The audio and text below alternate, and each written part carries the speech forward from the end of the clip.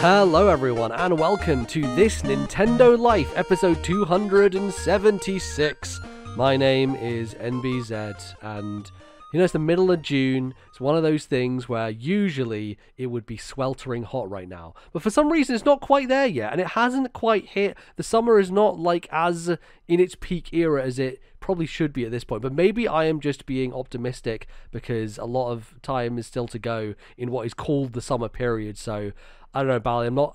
I'm being a little apprehensive about it, but so far I've been doing okay. It's quite nice recording in June and not sweltering. And yeah, when I say sweltering, Edinburgh sweltering is like, I don't know, 21, 20 degrees. And yeah, so far this June has been about 13, 14, and I kind of like it. It wasn't too bad. I went for a run the other day and got completely drenched, and I kind of liked it, like a summer run where you get rained on. How's the temperature feeling in your new house? Is it like a thing where you can feel that it's do you have the double glazing on the windows, or is there kind of air coming in? How's it feel like in the new place? Yeah, we've got double glazing, but we've got vents, we've got windows we can open easily. There's obviously four sides to a house, but the front gets all the sun in the morning and the back gets all the sun in the evening. So if you want to play it smart on a really hot day, you just open the windows that are in the shade at any given point in the day, and that will keep the house cool. So okay, there's definitely loads of tricks we can do. We've not reached that point, and you got a plan at least for when it does get sweltering. Yeah, I've not been in like t-shirt and shorts and also been sweltering. I've been in a t-shirt and shorts and felt great, like comfortable. Yeah, and I've got my tracksuit bottoms back on. It's cooler, like you said, at the moment, and I think we'll be able to cope with. Yeah, Edinburgh normally gets like 2 weeks a year that are like, oh, this is too hot, where you're just kind of like that. Whereas I know London maybe gets 3 or 4 waves of that in the summer versus us, but usually much worse. Yeah. It's okay so far. Do you think that it is quiet enough around you to where you can open the windows and record a podcast and feel okay about it? The volume I speak and so my office and where I'm recording, it's like in our second living room, which kind of overlooks the front. So I'd feel a bit like I was talking to everyone on the street if I just opened the front window. So I'd like it shut, I think. But this room is large enough where in between segments I can open it, get a quick blast, and go again. So I think I'm okay on that front. Okay. All right. Well, I've been thinking about, just buying one of those AC machines that just like cools an entire space for you, because just the last couple of years has been frankly just disgusting and horrendous and just rough. So I don't know. I might keep looking into those. Depends how bad it gets. You got to get on that now before you get a wave in July or September. Like now is the moment. It's true. But I'm never prepared for that stuff. I always do it at the last minute. But we'll see. I hope it doesn't get that bad, but that's probably a bad idea. But yes, we're here. Hello, to talk about video games and the things that go on with them. Nintendo promised us a direct, damn it. They did. Now, here's the funniest thing, Bally. We always talk about the curse, the TNL curse, how Nintendo always schedule their announcements for the worst timing possible. All the rumors point to that this direct is going to happen the day after this show goes out. Like, literally. So we're recording right now, Saturday the 15th of June. Yeah. And people think that on Monday they're going to announce for Tuesday, here's a direct. So if that's the case, well, we're fucked again, I guess. So I don't know what we'll do. We'll have to figure it out if we want to do. It depends how important or how good it is, I guess, and whether we want to do some emergency stuff. But we'll figure that out. If the highlight is a Zelda remake, I'm not feeling that jazzed about hopping on mics, but we'll see. Yeah, we'll see. We'll see what happens, and we'll eventually talk about it regardless. But we'll see. Definitely. If Nintendo wants to abide by our schedule, which most likely they will not. So yeah, fingers crossed. But yeah, there's a lot of stuff been happening. Our Nintendo show we did recently was talking about all the Xbox and Summer Game Fest stuff, so you can go check that out on the Patreon. But yeah, lots of video games being announced. Little plug here. We announced some video games at PlayStack. We announced Unbeatable. We announced Lawnvale. We announced Little Problems. And we also put another trailer out there for the Rise of the Golden Idol. So go check all those out. They're video games that you can wishlist on places. And some of them are coming to Switch. Rise of the Golden Idol will be coming to Switch. So go check those out. People need to see that Unbeatable trailer. It's something else. yeah, it's was very, very cool to get that out there. So very excited. And yeah, people seem to like it, which is great. So, but yeah, we're going to be here talking about Nintendo announcements when they happen, if they happen. But before we do that, we're going to find out what we're going to talk about on this show today. So, Bal, you want to tell the fine folks at home what we are talking about? For the first segment, we're going to talk about the games that we have been playing. And the second segment, Hey Ralph on Discord said, y'all should tier rank the most important Nintendo franchises. So that's exactly what we're going to do in the second segment. We're going to tier rank all the most important Nintendo franchises. Absolutely. And we'll get into what that means when we get there. But let's kick things off with the video games that we've been playing. Bally, I do this thing, right, where I start a video game and then I play it for a bit and then I stop and then I pick it back up like 6 months later and then I stop again and then I pick it back up, and so it takes like... I have the same problem with some games. With some games, yeah. This happens with some games. For me, it's mainly old games that I'm going back to, and I'm like, oh, I really should tick this off my list. And both the games I'm going to talk about on today's show, they are both cases of I started them years ago, and for some reason in the last week or 2 weeks I finished them both. So it's just a weird confluence. It's one of those, I think I just get this thing in my craw, which is like I look at my backloggery, and which we need to have a whole side conversation about what the fuck they've done to that website, by the way. I'm very mad about it. I don't mind it. Oh god, it really annoys me greatly. It was one of the most retro looking websites I used by a mile. But I knew what everything was and what it looked that's like. True, but now god. It actually looks a little more modern, so I get that.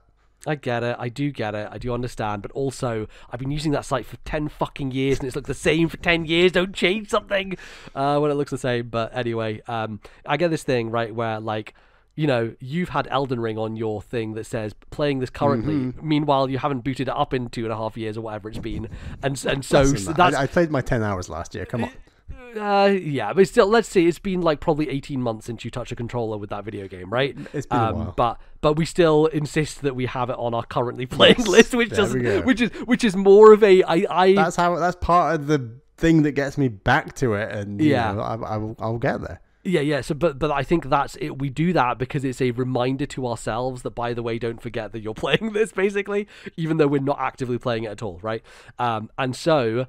I went back and checked, I believe I started Dragon Quest IV on the Nintendo DS in January of 2022, I believe. And that's a remake for the DS. Correct, yes. Right. So the original Dragon Quest IV was an NES game. It was called Dragon Warrior 4.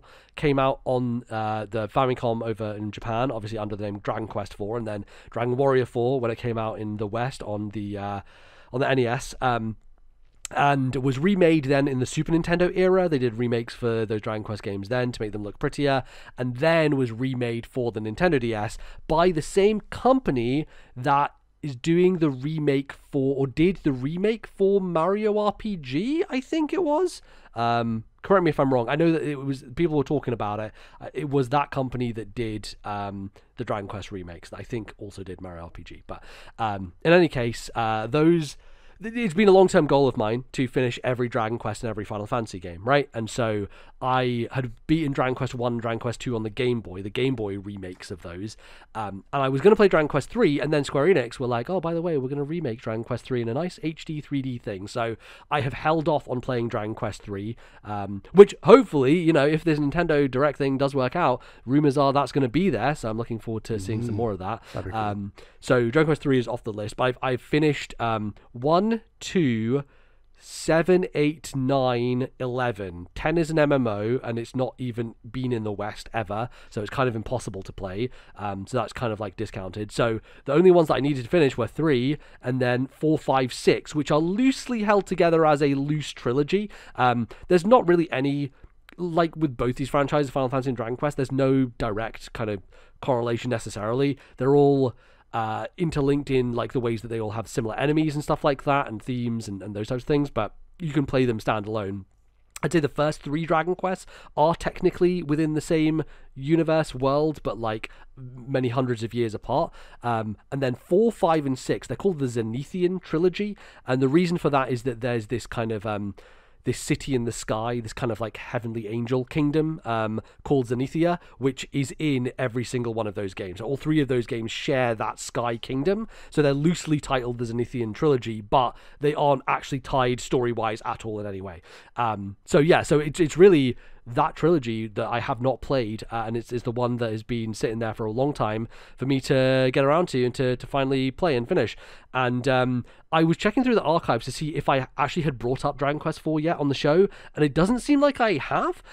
So I guess I'm just going to talk about it like as a whole, which is a little tricky because I have been playing over the course of like 2.5 years at this point, and so a lot of like my memories of playing it back in 2022 and what happened and everything is a little more fractured, because this game has also, like, the ROM file of this game, the very legal copy that I purchased on Nintendo DS, has been through a journey, because I started it on my DS, and then I got I felt like it was being too slow, because like on the DS I couldn't like speed stuff up and I couldn't do save states and that stuff, so I moved it over to my PC and I started playing it on my PC for a bit to like get a little bit further, and then the Steam Deck came out and I set up all the emulation stuff on the Steam Deck, and I was like, oh, DS games could kind of work on the Steam Deck, and so I moved it from there to the Steam Deck. So this save file has been on a bit of a journey from 3 different platforms for me to finally get through it and to finally finish it.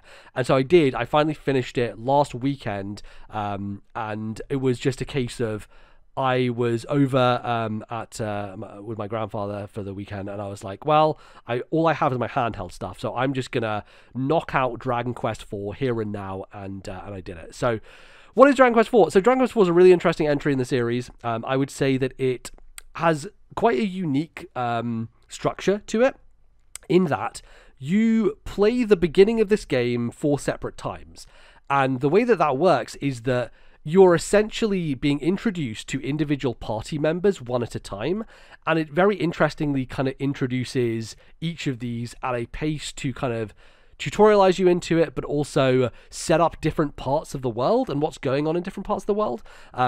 And I think I've talked to you before about this, Bally. One of the things I think that is Dragon Quest's greatest strength of the series is its dialectical writing, by which I mean the way in which it writes specifically regional UK accents extremely well, probably better than most other media that I've seen.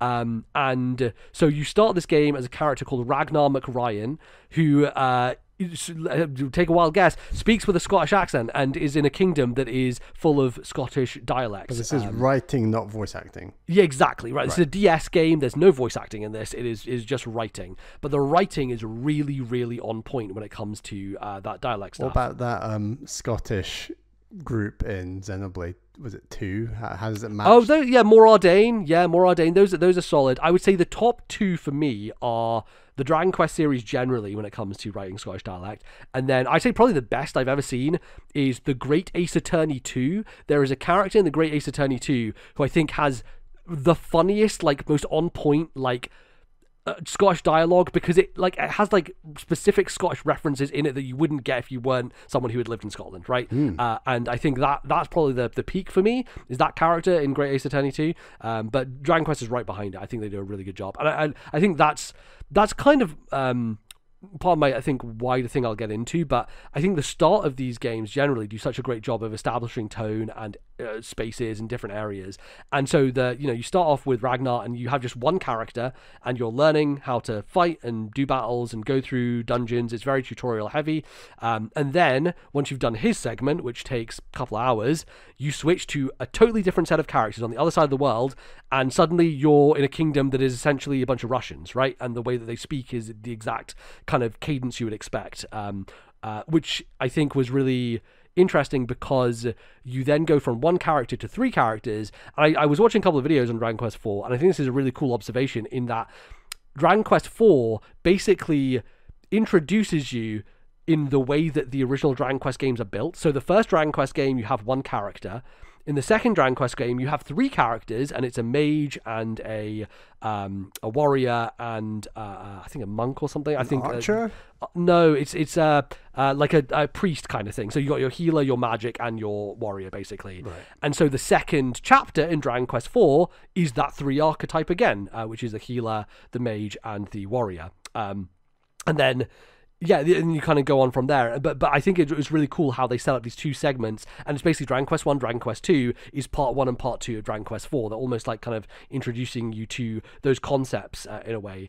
And I really like that each of these sections you do, the first 4 sections, they focus on 4 different groups, and they're all totally different, and they have different stories and different kind of interesting things going on, and they feel self-contained, but then you also feel like, okay, these are all part of a wider world, and they're all going to come together. Like, and then you get to there is honestly, like, I think there is a little bit of like inspiration for what would end up being Octopath in Dragon Quest 4. Nice, yeah, I need to try this. So like you have these 4 chapters, and then the 5th one you basically play as the main hero, essentially. And so your main hero then goes around the world collecting all these characters you've already played as for the final back half of the game. And so the first half of the game is these kind of disparate groups, and then the back half is everyone's got together and we're going to take on the threat. It sounds a together. lot like Live Live as well, actually, doesn't it? Yes, absolutely. Yes, I was going to say, like, Live Alive and Dragon Quest 4. Which I assume came out after this game. I think it did. Yeah, I think it had to, because Live Alive was Super Nintendo, and so, Dragon Quest 4 was Famicom originally. So yeah, Dragon Quest 4 was actually, it was breaking. I think for a game that came out on essentially NES hardware to have this structure to it is pretty groundbreaking, I have to say. Like, I think it's really, really cool that they had this idea, and I think that one of the things I've been thinking about with Dragon Quest 4 and why has it taken me so long to finish it. I think there's this consistent thing that happens with these classic RPGs where I love the first half of these games, and then you get to the second half and suddenly it becomes so much less focused on a overarching narrative, and it becomes challenging and bosses are harder, but there's less story to keep you going. It's much more about, okay, get to the next area, through the next dungeon, beat the next boss. And I think the start of this game is great because you're walking around towns and you're talking to characters a lot, and so you're getting that dialogue and stuff. And by the time you get to the end, you've already visited all those places, so there's nothing new to discover from like a world perspective. And so games like Live Alive, like Final Fantasy VI, I would say like those games have the same issue that this one does, which is I find the first half of those games so much stronger than the second half because there's such a concentrated effort on the story and the world building and the relative linearity of it, so that they can tell a more cohesive story. Whereas like Final Fantasy VI in the back half, like it felt like I lost all of that narrative momentum that was really strong in the first half of the game, right? I'd say it's maybe a discussion for another time, but I'd go as far as to say like most games I play have like a stronger first half than second half, and I'd even say like if you divided games into beginning, middle, and end, more often than not the beginning is kind of the best bit because it's the freshest, it's the rollout of mechanics, it's the rollout of locations, characters, you name it. Like that's where that vibe of like I'm learning, I'm gaining things kind of often stops, and then you find that the middle, the flabby middle of games, we've talked about it so often, like it's a curse.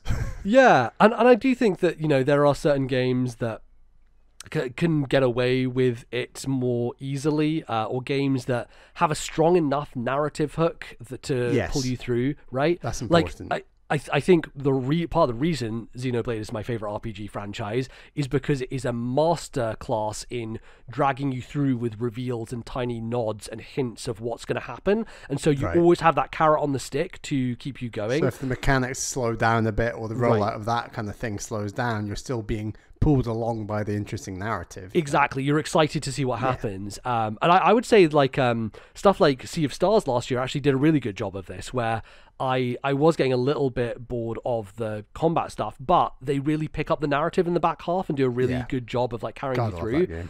Yeah, so I think that there's I think more modern games have approached this a lot better, but I do think when you're going back to more classic RPGs, the story stuff is still really impressive for the time, but I think you see where it just kind of falls off, right? Where I think this is also part of my issue with like Dragon Quest 8, for example. A lot of people hold that as one of the best in the franchise, and I really like it in a lot of ways, but I found it quite grindy, and I think the back half of that game, you almost kind of lose all the kind of momentum from characters, and it becomes so much like this thing is taken over the world story that doesn't... It just feels like the characters don't exist as much in the end of these RPGs, right? It goes from a character-driven thing to the plot is taking over, and the plot is really, here are some bad guys, go kill them. And I think that's just the case for a lot of these games. So Dragon Quest IV, to that point, I think I got to the end of the 4th chapter, like in somewhere in the middle of 2022, and then faced with the whole idea of I'm gonna get this one character, go around, collect everybody. The game wasn't leading me as much, it wasn't telling me as much. I'd have to rely more on a guide to find these characters and then figure out where I was supposed to go next. Because does the remake help much on that front? Not necessarily. Like, I think the thing with Dragon Quest games is they very much rely on you to talk to people in towns to figure out what to do, and I don't love that in older games. I think it's a thing that has been smoothed out in modern stuff a bit more easily, but I always end up going to guides to just find out where am I actually supposed to go, because at that point the entire world is open to you, and so you're like, but where do I actually have to go? Right? I found that with like Final Fantasy VI, where you spoilers, you come back to the world post you know, it being exploded, and you're like, where the hell do I go and how do I piece together this party? Exactly, because you suddenly have an entire huge space and it's not leading you by the nose, right? And so for me, that feels like a lot of wasted time if I'm just going to every town and being like, is this the thing I need to do? Is this the thing I need to do? I'm sure very rewarding back in the day if you did it without a guide and have that time and patience. But I feel like both of us maybe past that slightly, depending on the game. Exactly. Yeah, it depends. But I definitely think for some of these older RPGs, like, again, I'm playing Lufia 2, been playing that for 2 years as well. And I'm at a point in that game where, like, oh, I have a boat now. Where do I go? Right? Like, I don't know what to do now. So it's kind of that paralysis that takes in, which I think when you have these open world or these overworlds, it just makes it a lot harder to kind of know what is the next thing you're supposed to do, right? So yeah, I think it's a combination of that plus the all right, now we have a lack of story and it's far more about kind of grinding. So yeah, I do think Dragon Quest IV is really, really great. I think the first half is much stronger than the second, but it's nice to kind of finish it off. And I do like, you know, I go back and forth on grinding in games, right? Sometimes I think, you know, with a case of like the original Octopath Traveler, it just really frustrated me because I just felt like it was wasting my time.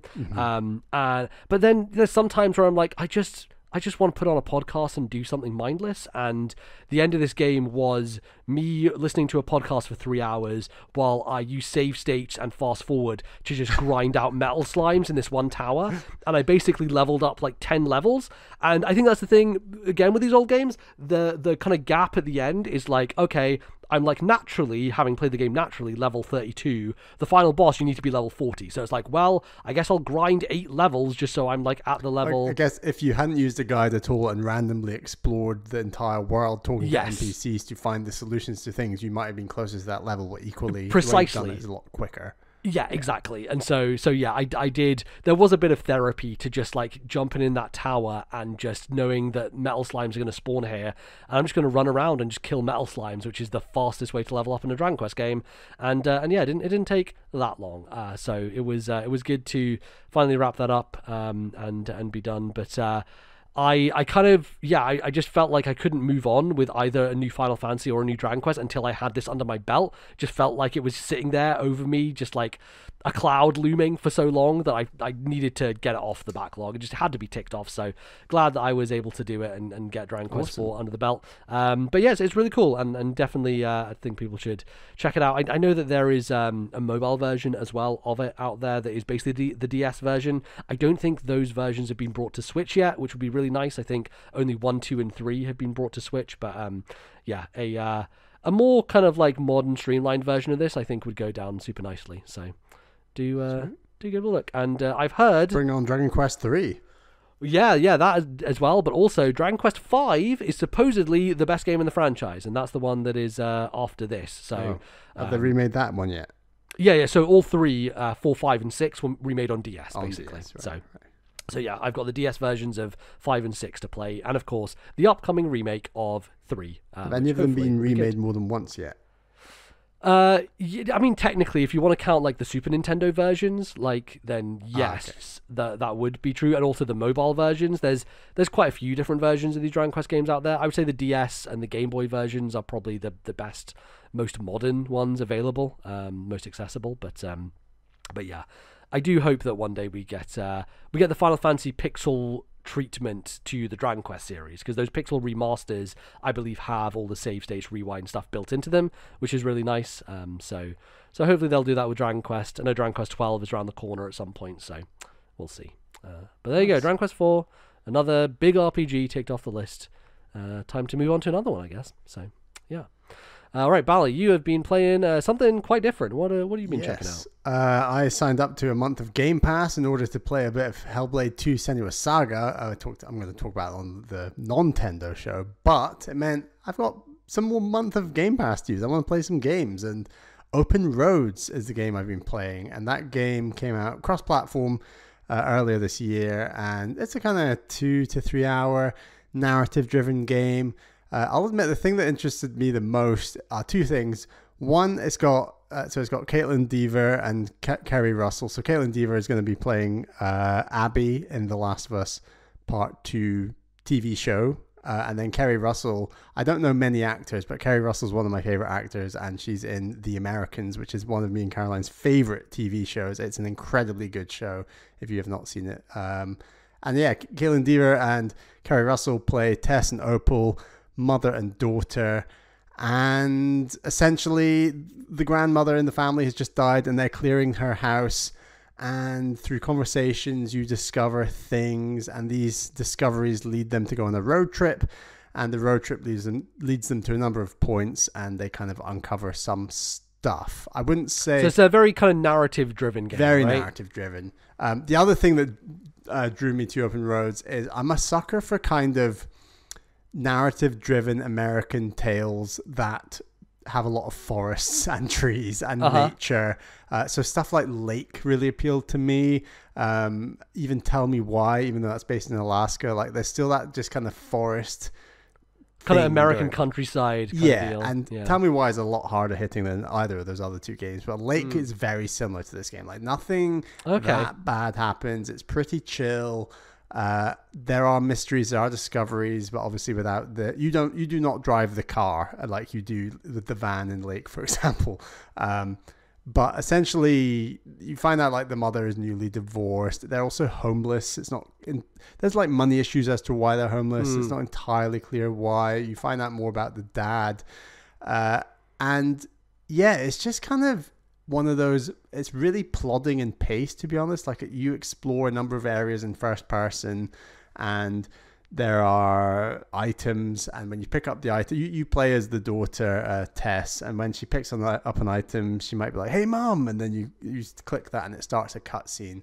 And the cutscenes are really cool because it's like a very painterly drawn art style for the characters, the people, but then there's like a 3D rendered world in the background. So like the art style actually works nice, and like the music is very good, and it's got a real feel to it. And you know, these two are very big actors, to be honest, for video games. So the voice acting is good. I think that video games sometimes have that thing where they can make very talented voice actors sound a bit more stilted. And I think that's kind of to do with, you can press A to speed up the pace, and when you don't press A, there's like almost this weird unnatural pause between lines that I just don't think a real life conversation sounds like. And I wouldn't really blame either of them. I don't think it's their fault. I don't really think it's necessarily the developer's fault. I think it's just a very tricky thing when you have high profile actors in the recording studio. It's just a technical issue that happens, right? Like one of my favorite moments in The Witcher 3 is a little undercut by this idea, because it's a song being sung, but the way that it paces the lyrics and the music, it means that when it switches to the next section, you can hear the music kind of like cut in an awkward way. And I think that's like what you're talking about here, is like there's the technical side of the video game that means that the fluidity of a conversation can get a little bit lost just through the technical aspect of it. Yeah, and I think it was something that was jarring to me for maybe the first 10 minutes, but then this just sounds very natural. Like your ear just gets used to it, and it didn't bother me after that. And I do think the voice acting is very good. I like that they've got the whole mother-daughter vibe going on top of the interesting mystery of the story. Like it's not I think the appeal of this game is both those areas. It's not one or the other. Like the journey is really fun. Like it is really cool just their conversation back and forth, just hanging out in the car, and then you go to the location. Is it mostly in the car? Are you walking around at any point in time in first person? Because this was the thing when I booted it up for the first time. I was like, oh, it's in first person.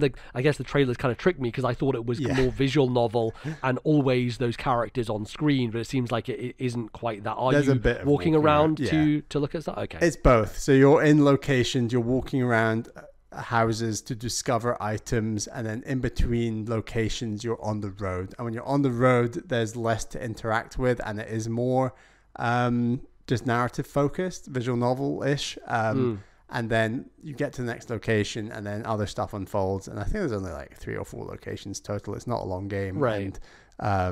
And yeah, it's chill. I want to play like 1 or 2 of these every year, to be honest. Like I really appreciate games like this, especially when they're 2 to 3 hours long. I think this style of game works for that. Like, I really enjoyed Tell Me Why. Part of me would argue that aspects are a bit long, but I like that the way it was episodic. I think that this is essentially like one episode of that, although it's got a beginning, middle, and end, like a resolution, etc. I really am here for stuff like that, and want to try more games like this. It's like a perfect Game Pass game. I think it was getting like 7s across the board, and I probably fall in line with that. I think it's a good game, nothing special, but glad to have tried it, and I'd recommend this if you're into that style of game. I don't think it's doing anything revolutionary, and that's okay. It's a very strong game. If you like autumnal vibes, which I'm a big fan of, and I've obviously explained how much I love trees in games, like this is, on the American open road that fascinates me so much. I think it's a good one of those, so I'd recommend it. Yeah, it's been such a rocky development road for this as well, just given the history of the studio. The developer are also called Open Roads. Yeah, so the team is called the Open Roads team, and the reason for that is this initially was the next project from Fulbright. Fulbright was a studio run by a guy called Steve Gaynor, who was very well known because they put out I believe they were Gone Home, right? Fulbright, and because of that, there was a lot of expectation, I think, with like, what are you going to do next? Because that had a lot of acclaim, and I think there was just a lot of bad stuff that was happening in terms of toxic management from his side. A lot of reports coming out about that anyway, and that kind of resulted in him being pushed out of the studio, and the rest of the studio just kind of taking the game on their own and making it without him, essentially, and renaming the team. I believe Fulbright still exists, and Steve Gaynor just like is the only employee, essentially.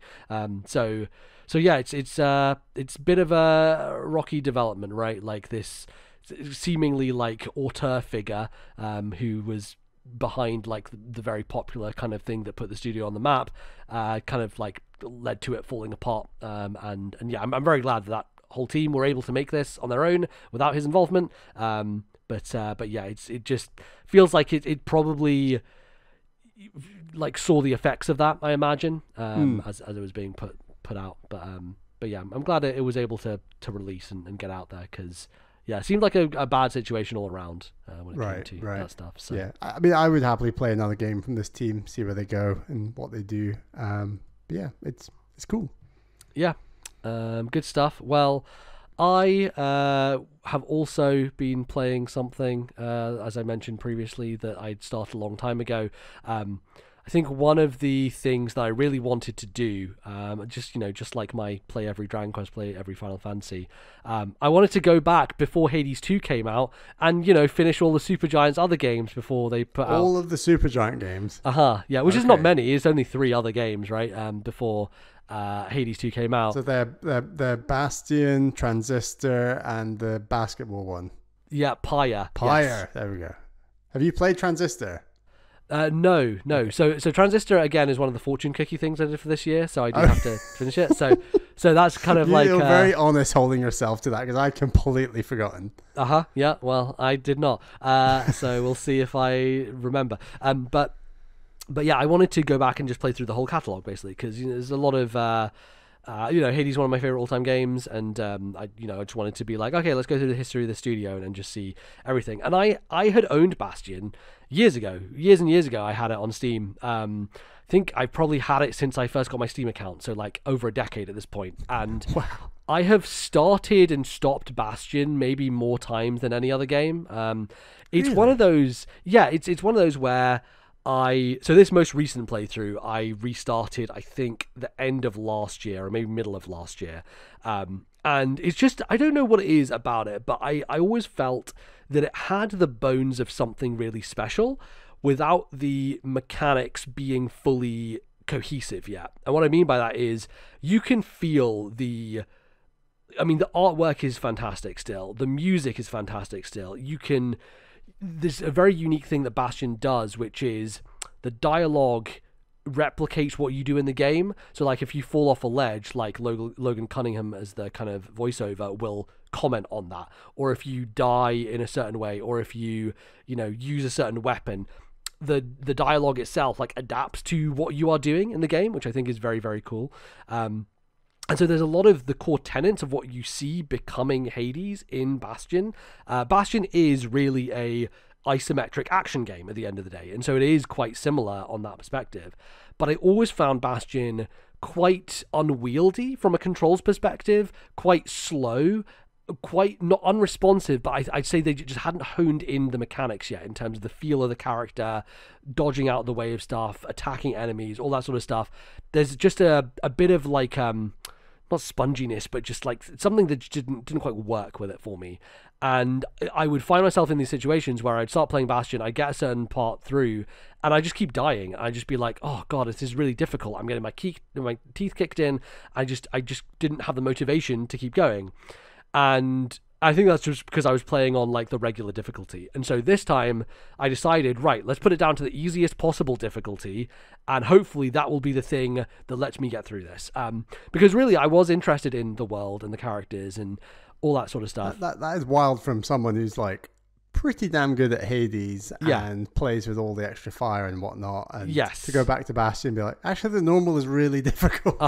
Yeah. And I think it is from an era of games where that was still being worked out, right? I think we've worked out difficulty much more easily this day and age. Like I think people understand what is frustrating, what is not frustrating. And I think that Bastion was just tuned a little too hard for me in terms of the challenge that you were offered based on, given like the constraints of your character and what your character can do and how agile they can be. Maybe it's me just not understanding the mechanics properly. Maybe I should be using my shield more. Maybe I should be doing certain things, using different weapons. But Bastion is an interesting game in that you get a bunch of different weapons, and so you can kind of lock into the ones you like. And I quite early locked into what I like. Like the first weapon they give you is this machete, and it's very quick, and it's very kind of like you can spam it, and it does like lots of slashes at once. And then like a couple levels deep, you get a shotgun, and I always a sucker for a shotgun in a game like this. So I kind of locked into those, and so they kept giving me other weapons. I was like, no, I want to go back to my shotgun and my knife, basically. So that's what I was rolling for most of the game. And what Easy does essentially is it makes it so you find way more health potions throughout the level, and you have way more kind of like additional things that you can help with. There is kind of abilities that you can pop. The one that I kept using was spawning a friendly enemy to help you take out other guys as well. So that was a thing that really helped, I think, and generally feels like you still take a lot of damage. So I still kept healing a lot near the end of the game, but it felt much more manageable, right? And it felt like I could get through it a lot easier. But yeah, I was kind of like, this is one of those where I was more like playing through it just for the sake of saying I had, more so than anything else, just because I have played a lot of Bastion over the years, and I have just like kind of bashed my head against the wall, and I did just want to kind of get it done. And so, it doesn't kind of hold up as well, I think, as some people like. What year did it come out? Quite a while ago. 2013, I want to say, maybe earlier. Very old for an indie game when you look at the grand scheme of things. Exactly. And I think, maybe it was 2012, but I think for that period of time, it was probably it just felt very groundbreaking. But it's very interesting, I think. Again, it's much more of a historical artifact for me at this point, but looking at Bastion through the lens of what they eventually went on to do, because, like I said, Hades and Bastion at a DNA level are quite similar. They are isometric action games, but where Hades fundamentally perfected a level of fluidity in combat and in movement, Bastion just feels quite slow and lethargic and a little unresponsive in the way that you kind of engage with enemies and fight stuff. And yeah, and I'd say it's quite simple as well. Like, it's very level based. It's like, okay, you go back to a hub, and that hub you can build up like these buildings which have different properties to them. Some of them are there to like upgrade your weapon, some of them to unlock other things, some of them have challenges associated with them, but then ultimately you're going back to like an overworld map, and the overworld map is like, choose the next level, you go down to the next level, and you roll through it. I do think there's something very cool about the way the world is built, in the way that you run through the environment and the world builds itself around you. Like, the blocks that create paths kind of like lift up from the ground. Like, there's a real cool vibe that it espouses with the way that the environment kind of like builds itself, and is kind of a unique identifying aspect of Bastion as a game, I think.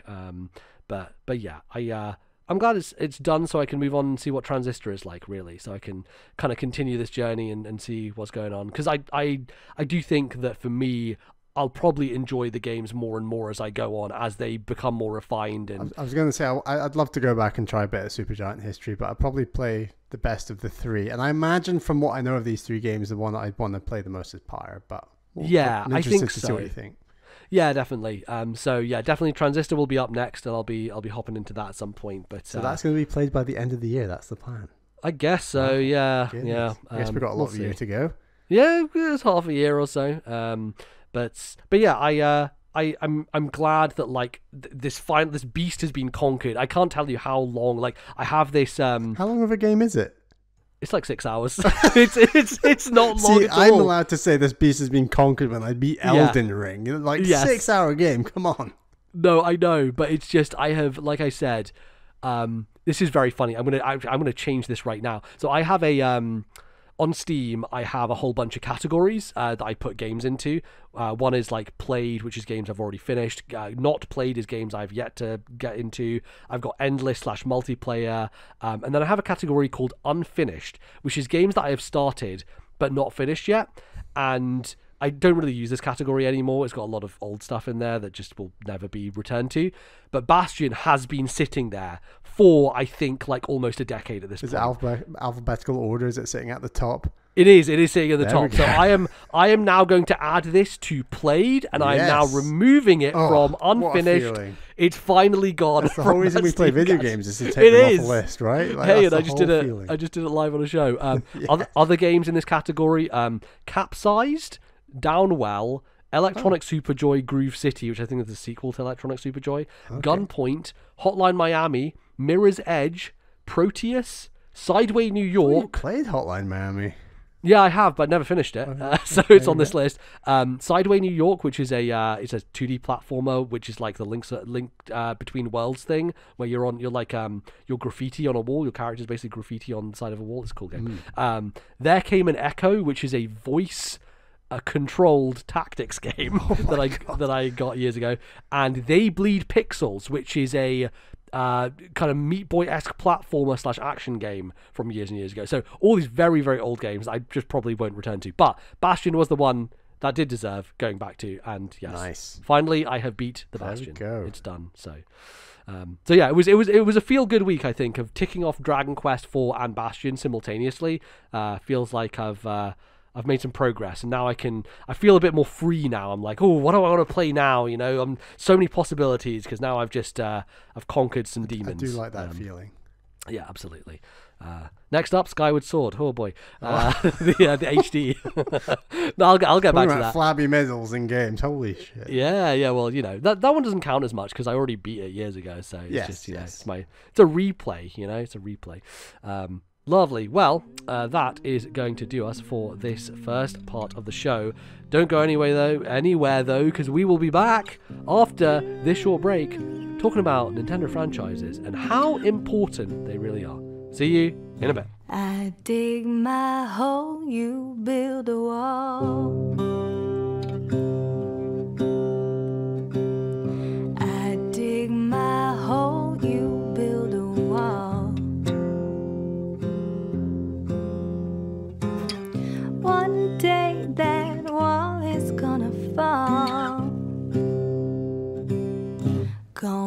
build that city on a hill.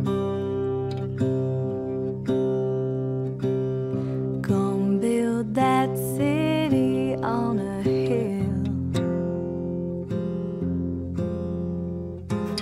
Someday those tears are gonna spill. So build that wall and build it strong, 'cause we'll be there before too long. All right, everyone, welcome back to the second part of today's show. We had an email come in, or a question, Bally, that it wasn't like a long thing, but it was just Hey Raph in Discord, who said you should rank the tier list of Nintendo franchises. Y'all should tier rank Nintendo franchises in terms of importance, right? And importance. What does importance mean? You know, we've got to define importance. I think we did an episode a few years ago with Bill, who came on, and we ranked the most important games for the Switch. I think it was the top 10 most important games for Nintendo Switch.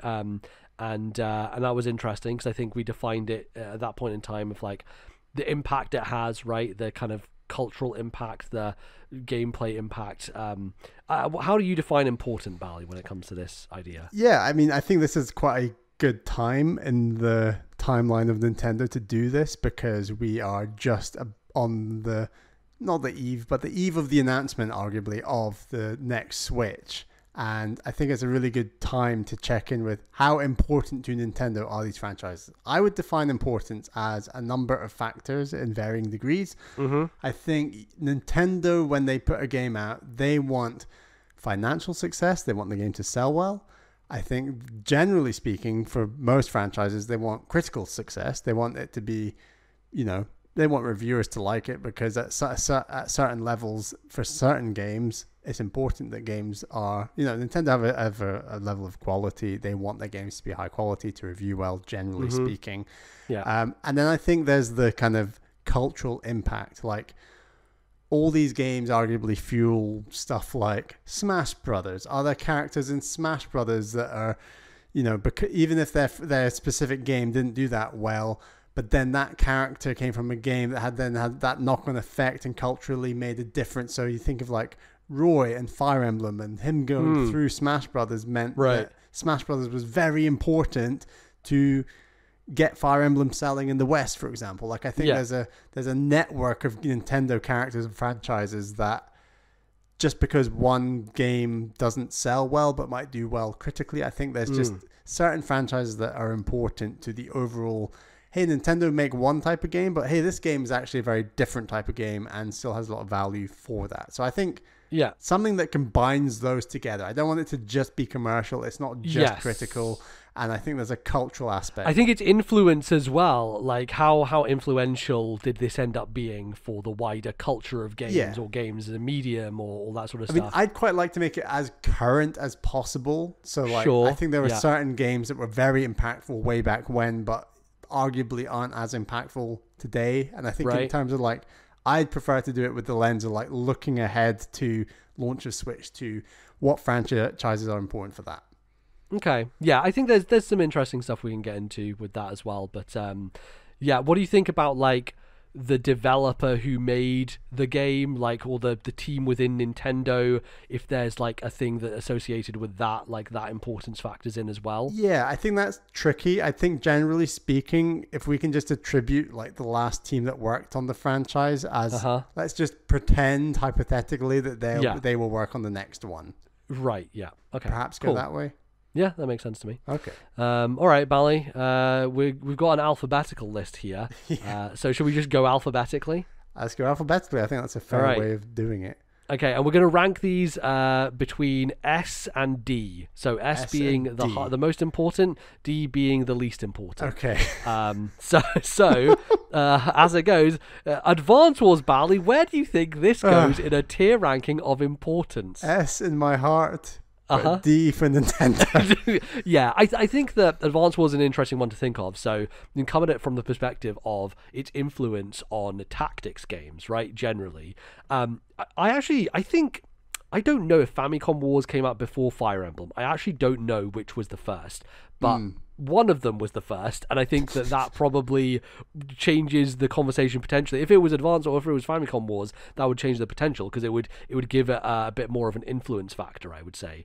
But I do think that Advance Wars has obviously languished quite a bit, and it is not as important these days as it was in like the early 2000s, where they were doing quite a lot with it. They were having Battalion Wars, they were doing spin-offs and stuff like that. Yeah, do you think there's an argument to be made that this isn't D-Bally, or do you think it just lives there and that's its lot in life? I think it was a C for Nintendo, and that's part of the reason they decided to do a remake. Right. Well, I say they way forward, but like the fact that remake seems to have sold fairly badly, and obviously was delayed for Ukraine reasons and all these other things, I think that might have slid it back down to D. Like I'd be shocked if we got another Advance Wars game anytime soon.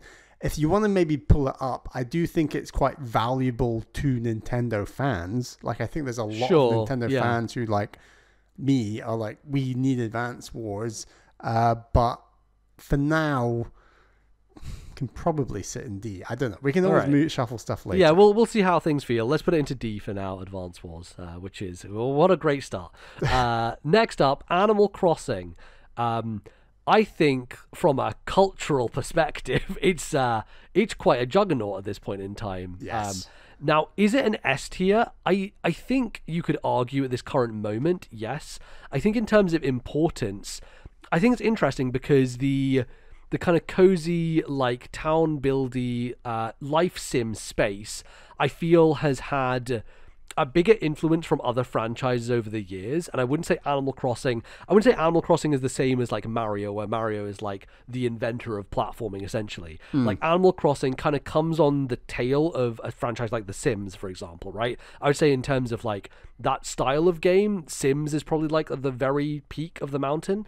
But like relevance and current cultural cachet, I think there's an argument for Animal Crossing to be an S tier here. But what do you think, Bally? I think pre-COVID, we're thinking A or B tier. I think so, yeah. I think post New Horizons, and we're not just talking about sales, we're talking about cultural impact here. And the game did fine critically. Like, I think for all three of those areas, it did fantastic, especially in terms of culture and sales. And right now, in this point in time, going into Switch 2, I would say it's S tier.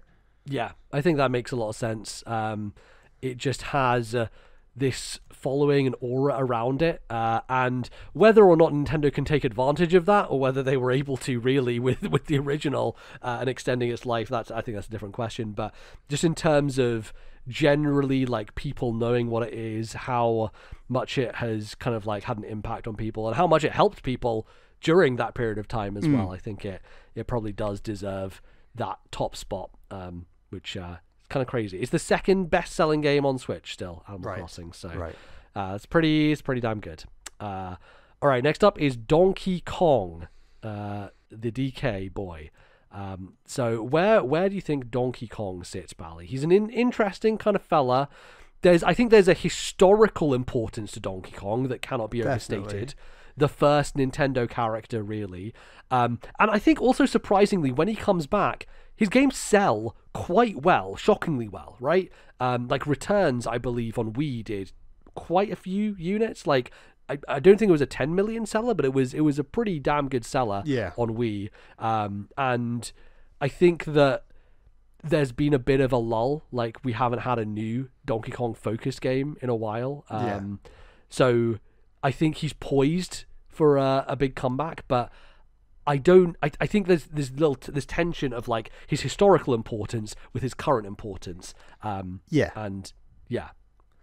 mean, I think also doesn't he have a rumored film coming out and stuff like that? That's true. That's very interesting to factor in here as well. Yeah. But I think based on the current point in time and how, Tropical Freeze was a long time ago at this point in time, I think it's more important than Advance Wars. I do think this is probably a candidate for C. I don't know if you would agree with C. I might argue B, if only for the historical importance of Donkey Kong and like the way that it was celebrated in Mario Odyssey, for example. Yeah, and the way that I think the film stuff is actually a really good point, because Donkey Kong is a major part of the Mario film, and he's just so recognizable as a character, right? And he's getting like his own part of Universal Studios. Exactly. Yes. So I guess he's got to be above C, perhaps. Yeah, I think he has to be B, and I think the thing holding him back from higher is the current output from a game perspective, right?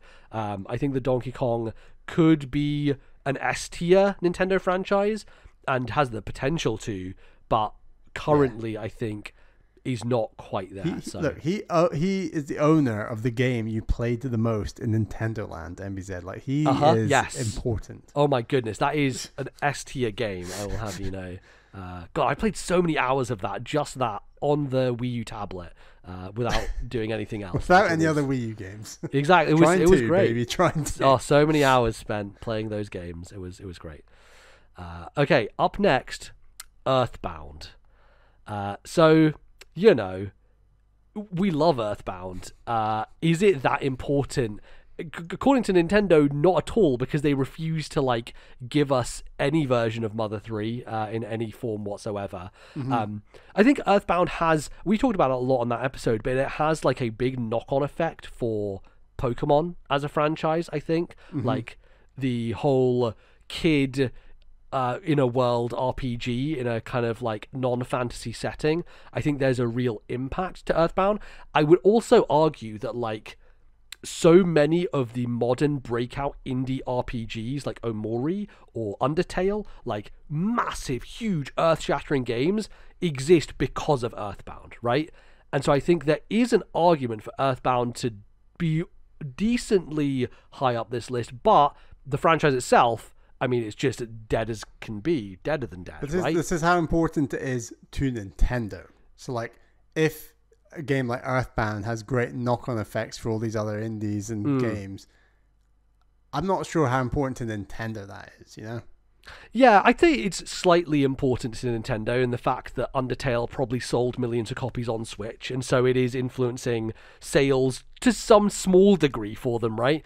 And yeah, there's definitely a big cultural impact to Earthbound, just always, and I think that has quite a big effect. I definitely think it has to be higher than Advance Wars, but it's probably not higher than that. I think it's probably a C candidate, much as I would love it to be higher than that. If we are talking about its current relevance, its current importance, I think its influences can't be understated, right? I think that there are so many games influenced by it, and still to this day. But I agree with you on the influence. I do disagree with you that has much, if any, importance to Nintendo.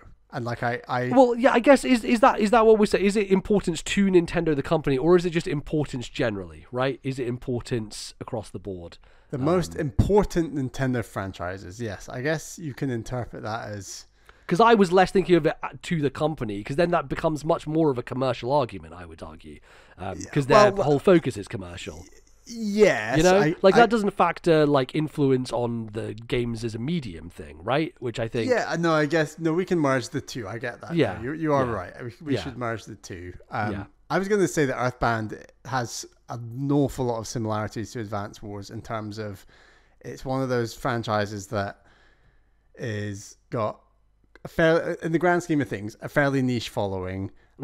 Been calling out for a game for years and years and years. Been calling out even for a remake for years and years and years.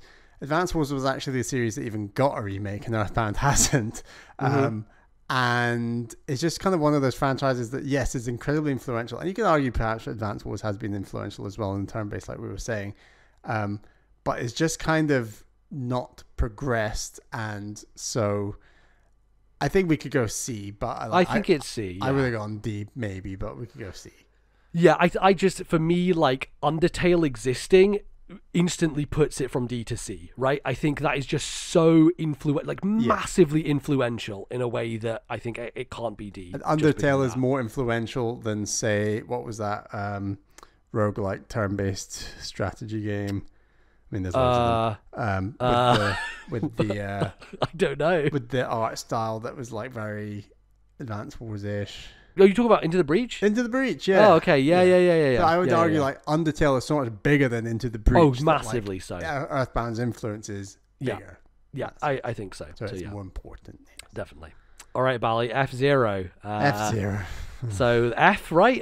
The tier that doesn't exist. Oh boy, it's a rough I'd go of it. probably go C. Like, I think Okay, why would that be the case? because like it just had a pretty awesome game come out. It's on Nintendo's radar.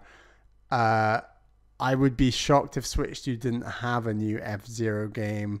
I'd love to know numbers on how the F-Zero game did. I think D is like more or less forgotten about in that sense, and I think C is like Nintendo are aware of it, but I would argue that Advance Wars has had more of a kind of spotlight with a full remake of a game, as opposed to like a Nintendo Switch online thing that you only get if you're a subscriber, right? I do think that that's cool they did that. I think on an overall... I think that's quite a traditional way to look at video games, but I hear what you're saying. Yeah, but if we're talking about importance, right, I think that a bit more importance... For me, F-Zero is below Advance Wars. I would put it under it in D, just for the fact that it's so forgotten, and I also just think that it doesn't necessarily have much of a wide-ranging influence in terms of other video games. Like, you could argue Wipeout, right, is an influence of that. Yes. But that, again, is a franchise that has completely died as well. Yes. Like, there's nothing... No game... The futuristic racer is not much of a thing right now. No, not at all. Like, the entire genre is dead, and I think that speaks to the lack of desire for Nintendo to bring it back, and them kind of throwing it a bone is very nice. But I think for me, it is definitely D, and it has to be, just because if you think of it, its commercial success, its critical success, and its influence, I think its influence is actually not as massive as even Advance Wars. So. I think if F-Zero 99 didn't come out, I'd agree with you. But I do think F-Zero 99 pushes this from D to C. I think C is too far a jump. I could argue putting it above Advance Wars in D, but putting it next to Earthbound, I think Earthbound is just way, way more influential and important than F-Zero is. So, but I think we're back to that debate like we were saying before about importance to Nintendo versus importance to the industry. Well, yeah, and I just don't think I don't think importance to Nintendo is a thing that has, like, it's a factor here, but that for me that's the commercial factor, really, right? Because, like, what else is important to Nintendo aside from making money? They're a company, right? And yeah, I do think that for me it has to be below Earthbound but above Advance Wars. I think I can live with that in D. Okay, let's go All D. right, let's put it above. I'll remember this for Advance later. Wars. Well, look, we got to. This is just, this is a objective list, right? There's no room for argument here. This is all just facts here. Okay, Fire Emblem. What a time to get revenge already. Yeah. Well, the thing is, I don't know that Fire Emblem ranks massively highly here. I think it is currently very important to Nintendo. I think that it obviously has got a lot of love from them recently. I think on the influence side of things, like, there have been a lot of turn-based tactics games, Advance Wars being one of them. Shining Force from the Sega side was a big deal. So I think that, there's lots of games of influence. This is the one that's just kind of stuck around the most. And I would say in a lot of ways it started pulling from other franchises. I would say Three Houses has a very big Persona influence in it. And so it's kind of like taking from other spots. But yeah, I think currently, for me, it's probably between a B and a C at the moment. Wow. I don't know where. I'm maybe looking too commercially, but I was going to go. I think A. so. Like it's one of Nintendo's most consistent franchises after the top tier stuff. Is how I would describe Fire Emblem, and it always sells. It never sells as well as the top tier, but it always sells better than the other JRPGs if you define it as a JRPG. Yes, it's definitely doing well. I think.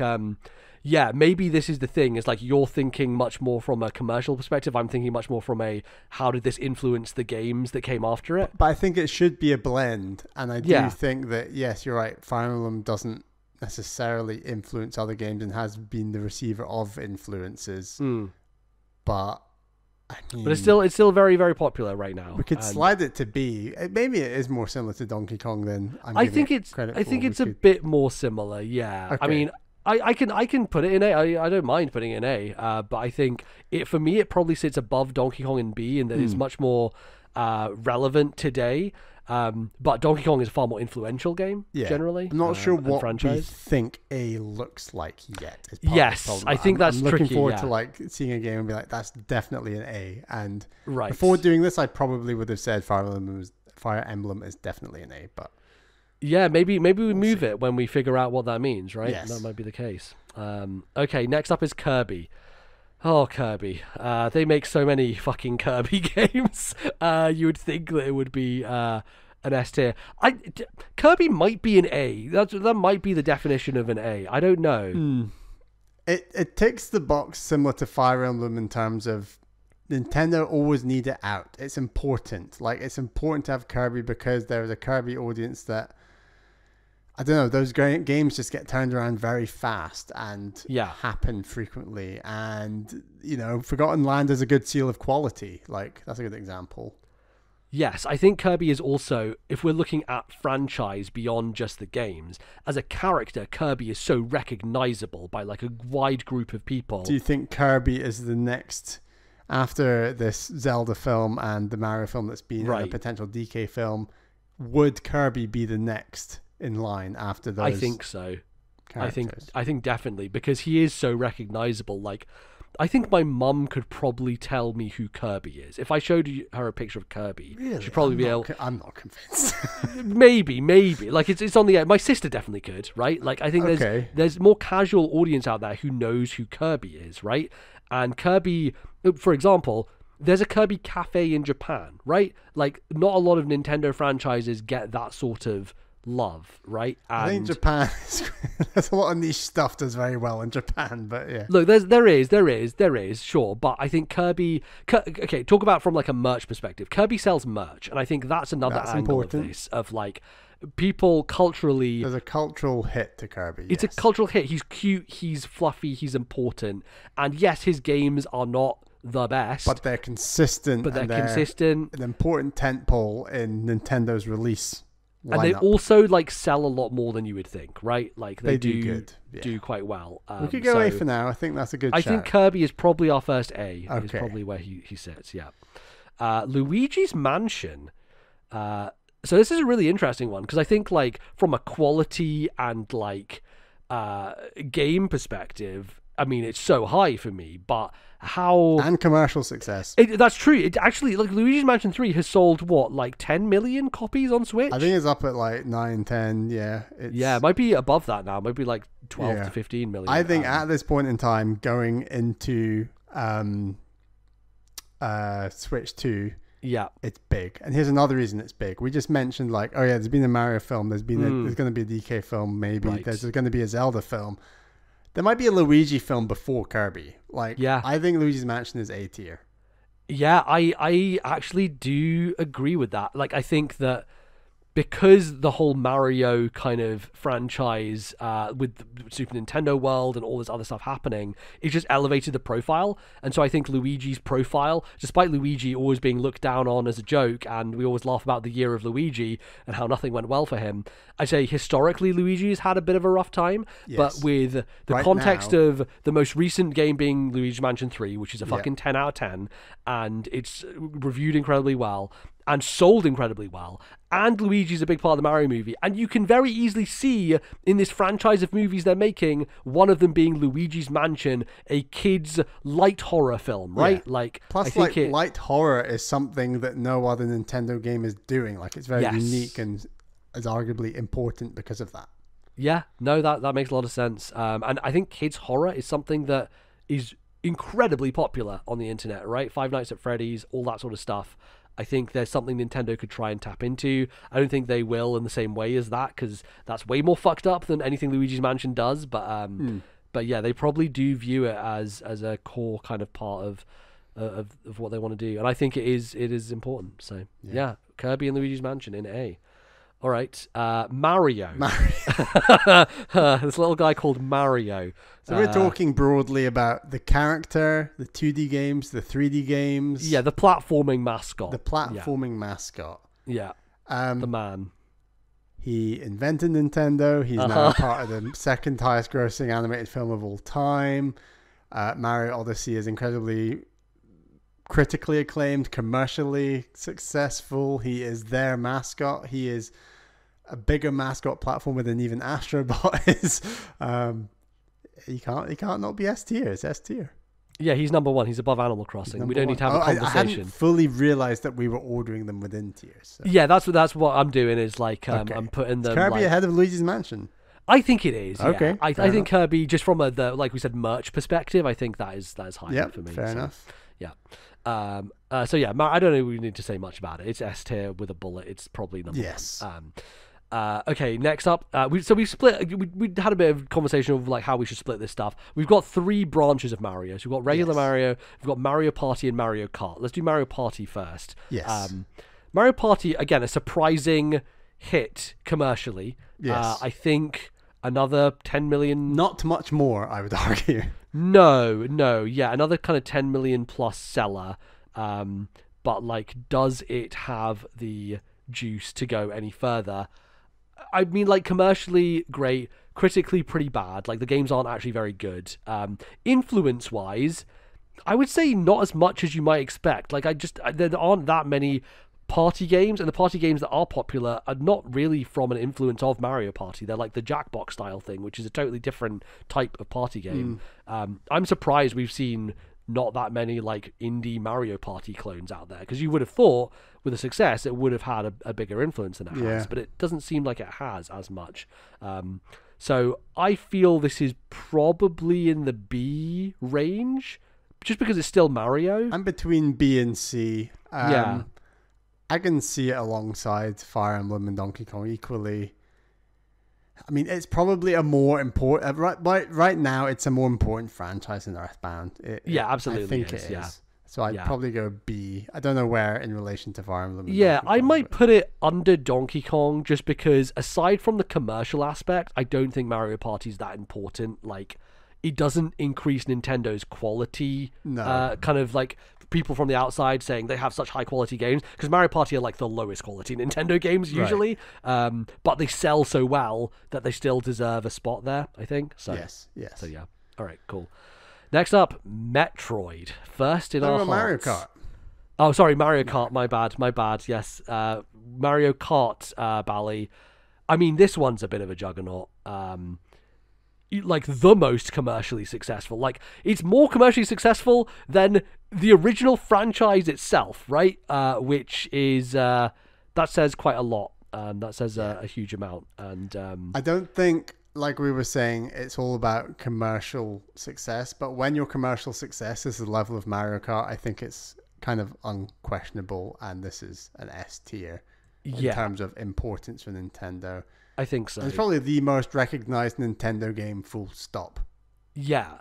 The question is it higher than Mario itself? I think it is. Do you think Mario Kart is actually the highest of this list? I mean, is Mario the film make Mario bigger or Mario Kart bigger? I guess this is hard, isn't it? Because if we're talking about franchise, like, do we have to restrict it to... like, there's so much going on here importance-wise, right? I'd say Mario as a franchise overall that includes his games in a platforming perspective, but also, like, the brand of Mario. I think that Mario Kart is still a subset of that, and yet the game still sells more than a traditional Mario game. So, yeah, it's a weird one. It's a toss-up. You can go either way. I don't feel overly strongly. I don't know. No, I think Mario as a brand, like Mario Brothers, I think still is higher than Mario Kart, just from if we think about it from like when people look at it holistically, I think it has more importance overall. So yeah, I think I'd do that number one, and then Mario Kart underneath that, and then Animal Crossing after that. I think probably makes sense. Now, first in our hearts, Metroid. Now, Valley.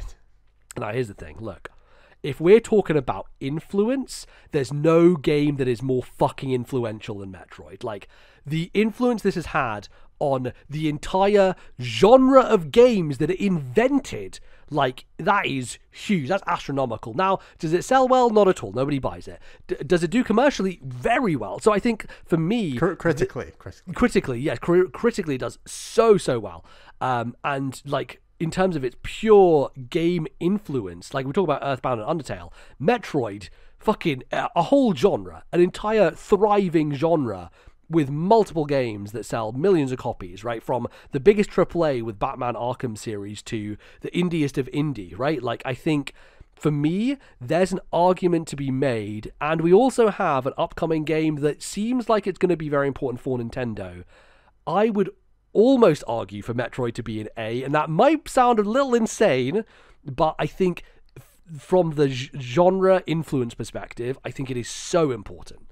So no, I think I agree with A. I think arguably S tier has to have a bit of commercial success. It does, yeah, I think and so. You're right. Metroid just doesn't quite have that, but it's got influence. It's got important games coming out. It's had a remake that just came out end of last year, or it was middle of last year, and critically is very important. I think it's also very important because, similar to Luigi's Mansion, it's doing something, at least like Metroid Prime, maybe less so 2D Metroid, it's doing something pretty unique amongst the industry, and particularly amongst Nintendo franchises. Like, Metroid is the darker, alien, creepy game, and there's not enough dark, creepy games on this list, and I think that is important that it represents that. And with everything said, I would go A rank, and probably I think below. Below. I think go maybe between the two, but you can go below if you want. I think probably below, just from the commercial aspect. I think it falls down so hard on that it's hard to make it go higher. But yeah, I do. This is the case for me why, like, influence is so important, because I think Metroid is that one example in all the franchises where its influence is so much more important than the success of the actual franchise itself, right? And it's such a weird situation where it has, like, for the history of video games, it's like on the top of the mountain, and yet when it comes to people actually buying the games from the franchise itself, like, it's just so pathetic compared to every other franchise. It's such a weird scenario that Metroid finds itself in. So yeah, I think it deserves to be there. All right. Nintendogs. Is anyone talking about Nintendogs in this year? I guess we are. So, Bally, what do you think about Nintendogs? I think at the moment this is D. Yeah, I think it has to be. If Nintendogs came out tomorrow, it would not do very well. It would not make much cultural impact. I don't think it's currently had much cultural impact.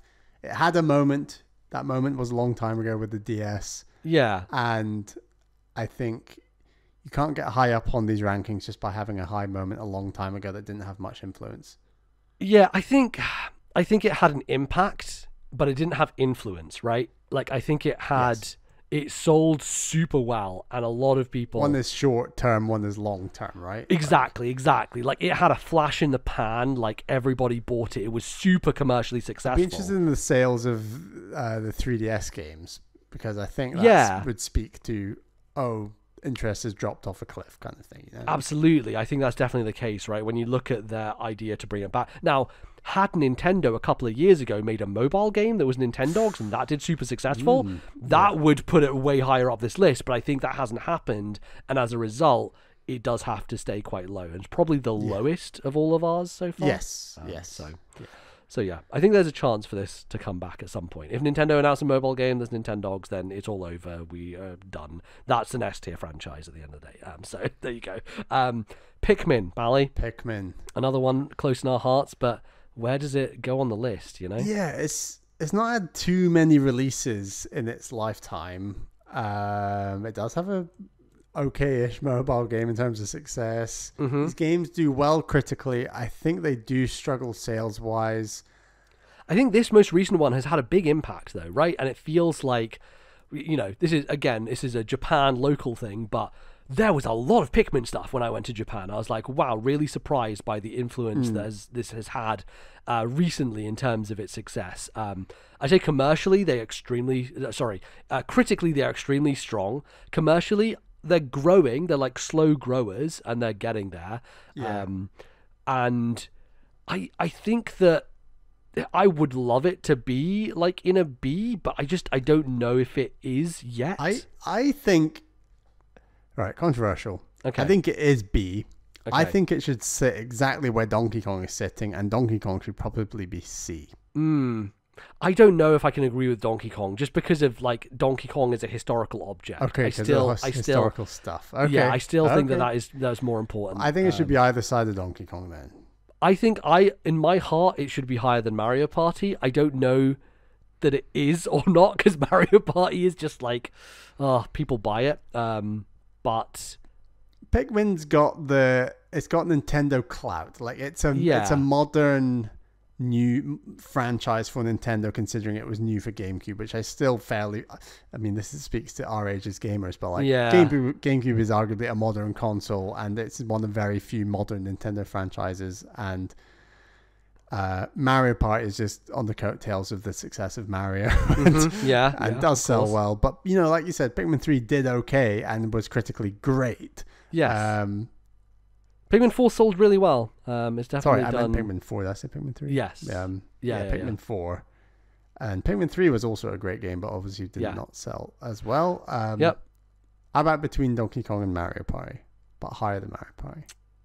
Yeah, I can see it. Something is telling me it should still be C, but I think that I can put it there for now. We can put it there for now. Okay, Pilot Wings. Yeah, I mean, they've not done one in a while. It's it was important for a bit of time. I think it was technologically important for a bit of time. Yeah, I think this is a good advocate for D. Yeah, I think so. Like, do you see any sign of a Pilot Wings coming back? I think like part of the kind of rough part of this is it was folded into the Wii Sports kind of series. Well, yeah, that was rough. I think it's always a technological game, whether it's Super Nintendo, N64, or the launch of the 3DS. Like, it's always about like shoehorning it's a showcase piece. Showcasing, look at what this system can do. And I just don't think there's any chance in hell that, Pilot Wings is a launch game for Switch 2. And it's like, hey, we're showcasing how powerful the Switch 2 is using Pilot Wings. I might eat my words, but I don't think it's an important franchise to them at all, and I don't think its importance culturally, influence on other games is particularly high, and I agree about rank D. All right, we're going to put it D above Nintendogs, just to give it some respect back on its name, but okay, here's a big one. It's a little game called Pokemon. So like should we invent it? Yeah, should we invent a new tier for this? Shift everything down, and Pokemon gets its own tier. Yeah, like, I mean, is there anything more like culturally like bigger? We're like, oh, this next character might have their own film. It's like Pokemon's already had 30 films. Like, it's already taken over the world. It's already. Isn't it like the most profitable media franchise in the history of the world? I think that's the case. Yes. Yeah.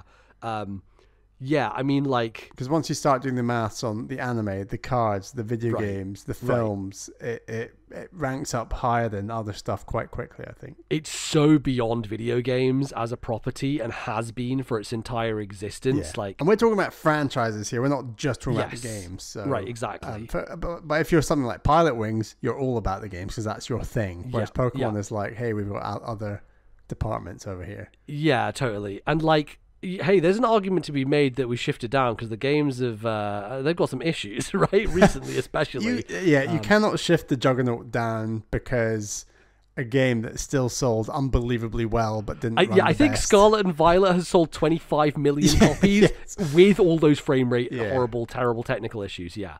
And they deserve credit for trying something new with open world and that whole thing. So yeah, definitely, I appreciate that, and I think like Legends Arceus is really good, and people should play that. That game's great.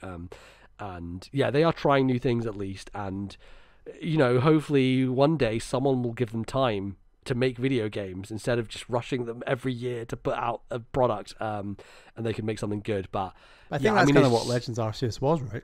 Like, yeah, it's kind of yeah, like to a some separate degree. team that did something ideally with a bit more time, and Yeah. yeah. It's a juggernaut. It is just like unquestionable. Like, I know we said Mario's probably going to be number one, but I mean, yeah, when I realized Pokemon was on this list, I was like, oh no, Yeah, actually, yeah. move over, Mario. You're a tiny little man compared to this giant.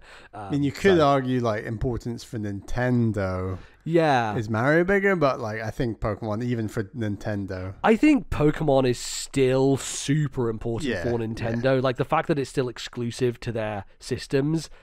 So many people bought a Switch because Pokemon was on it, right? It is. yeah, and will buy Switch 2 for the same reason. Exactly. Like, in this era where the word system seller doesn't really mean much anymore, Pokemon is a bona fide system seller. People will buy it for that one video game. Yeah. And I don't think you can say that about any other platform, really. So Yeah. So yeah, it's very, very strong. All right, let's come back down to earth. Punch Out, Bally. Punch Out. Punch Out. You know, I think Punch Out's interesting in that it has such a history to it, but that history has not really been followed through on, really. And as a result, it's just kind of fallen a bit to the wayside. We've not had a new entry since the Wii game, and you know, I've seen a couple of indies actually that are using Punch Out as like an influence there, but it's not really been that influential. It's a type of game that it feels very arcadey in its approach and the way that it's designed. And I think that type of game, like the shmup, like the beat 'em up, they are just kind of genres out of time at this point. And I don't know how you bring them back without fundamental changes. Yeah. So yeah, It's D tier. It's had impact in the past. yeah, That impact hasn't been replicated, hasn't necessarily influenced in the same degree as these other higher tier games. And right. I don't see Nintendo bringing it back anytime soon. Every time I say that, you can just clip that audio and then launch the Switch 2. There'll be something that comes back, because there always is. But even the game like Advance Wars and F-Zero that did come back last year are sitting in D. So, I mean, I'd argue those two games you could maybe suggest a higher than Punch Out, Pilot Wings, and Nintendogs because of the games that came out last Because year. of the recency of it, yeah. There's some level of importance to them above the other ones, but Yeah, I put Punch Out above Pilot Wings and Nintendogs just because, like, it's still hot in the speedrunning community, right? Like, there's still a lot of people who are playing that old game and, like, trying to beat Tyson as quickly as they possibly can, which I think is quite cool. And, yeah, I think it has a kind of community aspect to it that's still kind of kicking it around, but not much more beyond that. Rhythm Heaven, Bally. A delightful series that, you know, I wish we got more of. I wish there were more Rhythm Heaven. A lot of the arguments we've made about these D ranking games you can apply to Rhythm Heaven. I'm not sure you could make more arguments to get it higher. I don't know. Do you think it's got an influence above all these other games? Yeah, I mean, like, critically, I do think critically Rhythm Heaven is higher than some of these. I think there is a little bit of influence we're starting to see. I think Advance Wars is very good critically. Yeah, it is. You're right. Yeah, so is F-Zero, to be fair. But there's a little bit more influence with Rhythm Heaven in recent times. Like, none of these games have been mega successful, but Melatonin came out, which is a Rhythm Heaven-like rhythm game. Bits and Bops is coming out, which is another influenced one. Like, there are people making those smaller games because they want to see more Rhythm Heaven in the world, and it's not being made.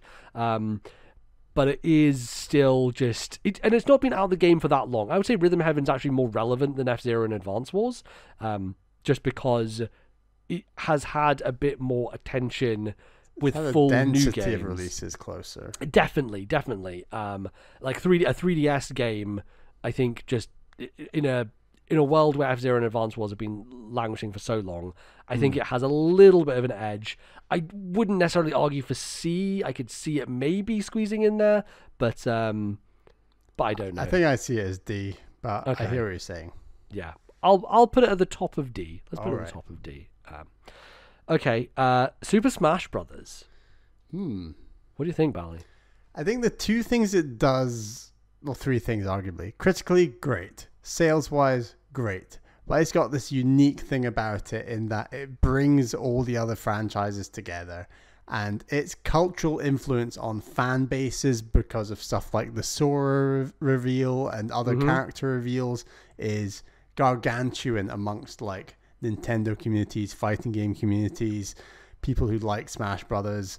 But then you can flip that back and say it's incredibly important to Nintendo because it showcases all these characters from all these different franchises in a way that no other company has successfully been able to do, apart from arguably something like Marvel's Avengers with Endgame. Like, that's the comparison in terms of bringing characters together and having something successful in and of itself.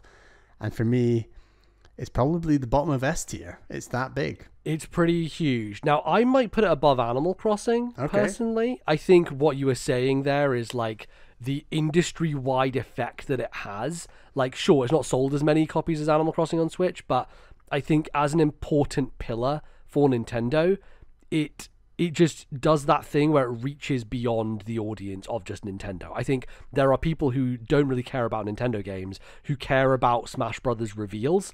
I feel like it's such a weird thing where those trailers, they garner so much attention and people get excited even if they don't play Smash Brothers because they are so excited for like how well implemented all those characters are and just the excitement that comes along with it. So I don't think it beats Mario Kart because it's Mario Kart, but I think I'd put it above Animal Crossing personally. Yeah. So that makes sense. That makes sense.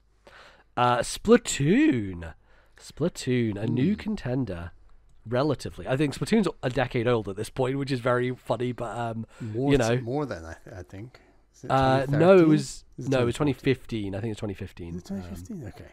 Yeah, it's either 14 or 15. I can't remember which. But yeah, we're coming up on a decade at the very least. Yeah, Splatoon. I think a surprise hit, one that is very relevant to Nintendo's current lineup, one that has had a lot of iteration in a small period of time, and one that is very commercially successful as well. Like, not a juggernaut, but in Japan especially, a big commercial hit.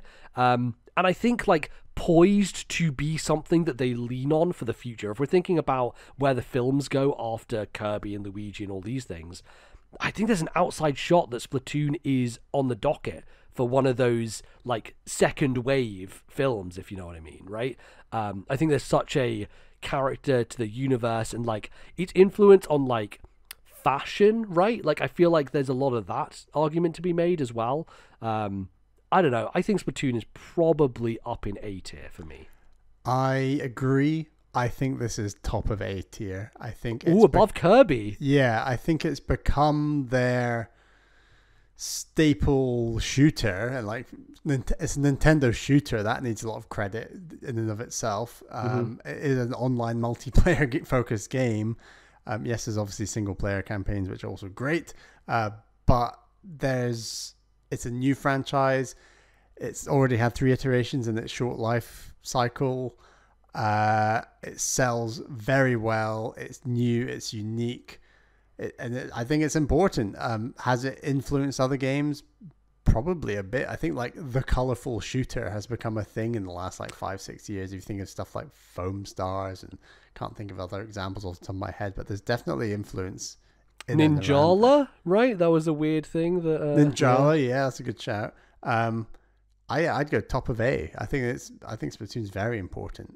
It's pretty good, yeah. I might put it below Kirby personally, but I can put it above it for this moment. I think Kirby just has a bit more worldwide, like global recognizability. But hey, let's leave it there for now. We'll see how we feel at the end. Okay, sports. So like the Wii Sports franchise, I guess, generally, and Nintendo Switch Sports, I guess, and Switch Sports. Yes, yeah. I think Nintendo Switch Sports in their most recent like financials had sold like 3.5 million, which is yeah. I think it's done over 10 million copies total at this point. Really, Nintendo Switch Sports. That 3.5 was just the recent year. Oh, that wasn't lifetime yet. Okay. So damn, right. It's still a bit of a juggernaut secretly. I think in that sense, where it's got like this random commercial success, which you can define that as, but has very little Impact, very little cultural relevance now. I think it's quite a good nomination for C tier. Yeah, I think it's above Earthbound, definitely. But I don't see it any higher than that. I think. Like, will the Nintendo Switch 2 have a sports game? I wouldn't bet against it. No, I think like it's a well they can go back to if they want, but it's not very exciting. I think it's not a sexy franchise, right? Like it's quite plain and it's quite neutered. And look, it does well, and I think that's great, but. It's not 2007 anymore. You know, yeah, like... it's similar to Nintendogs, right? In yes. its like big impact, but then influence-wise, like people kind of stopped doing motion control games. And you could argue like VR is where the influence really went with it, but even then, I don't think that motion control in VR is not a mainstream thing. No, it's still very niche and yeah. Oh well. All right. Here we go. Another forgotten dear love. Star Fox. That's a tough one. Star Fox is really tough, yeah. I mean, there are no Star Fox games on the Nintendo Switch. No, there are none. I don't think there will be any Star Fox games on the Nintendo Switch 2 for the foreseeable, like for the first, 4 years of that thing. Right, yeah.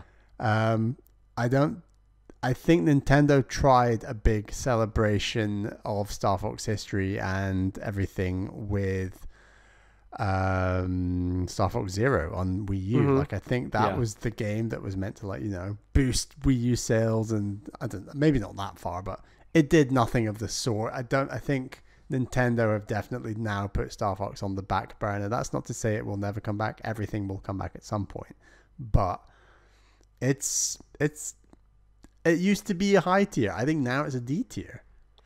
Oh yeah, it's really rough. I'm trying to think like.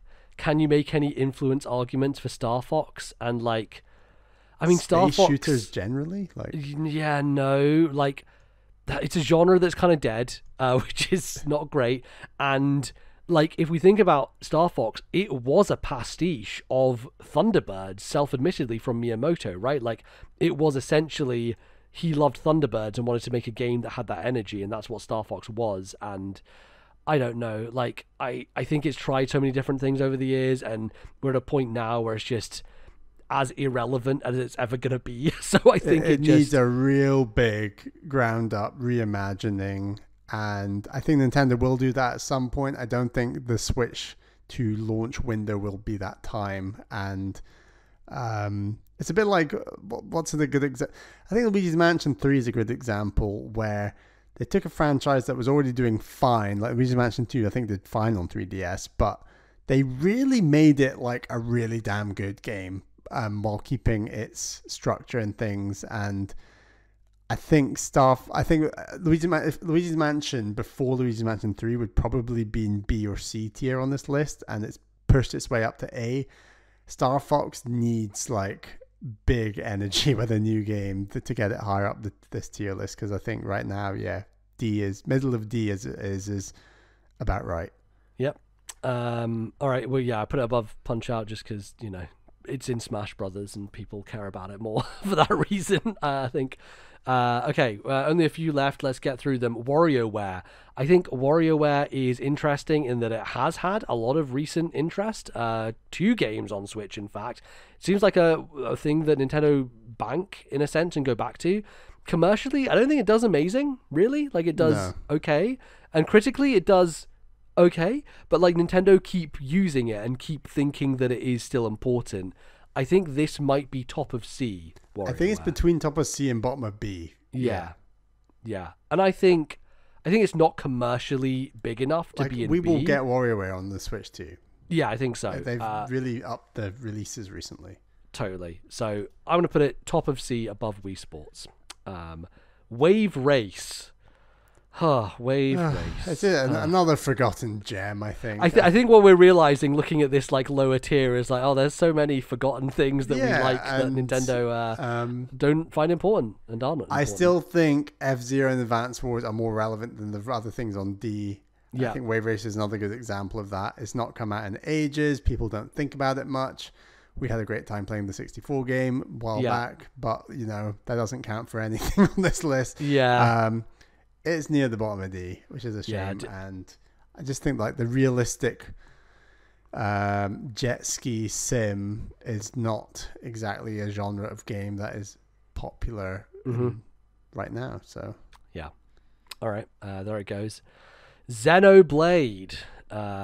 This is the one where I wanted to ask about the developer question, because I think that's actually a more important factor for this franchise particularly. what do you mean the developer question? So, like, Monolith Soft are probably the most important developer to Nintendo, right? Like, got the you. Zelda games as they are. Yeah, it's not about them. It's about the franchise. Come on.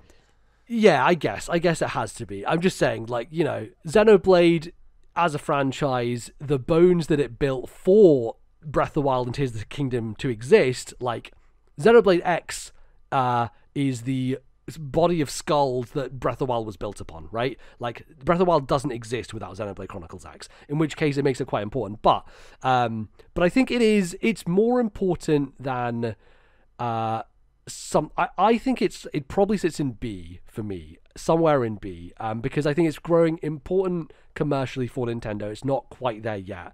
It is critically extremely high. Yeah. And the team who works on it, very, very important team to Nintendo. Again, if you don't want to count that, we don't have to count that. But I think without the whole team importance thing, I think it's bottom of A.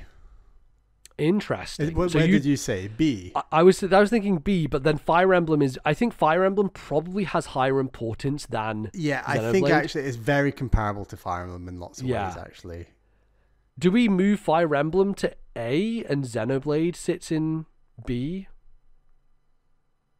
I know you were wanting Fire Emblem in A previously. I think because Fire Emblem does the numbers in the way Xenoblade doesn't, right? In terms of commercial. And yeah, you could push Fire Emblem up to bottom of A, and then Xenoblade sits top of B. I think that probably makes some sense, right? Like, works.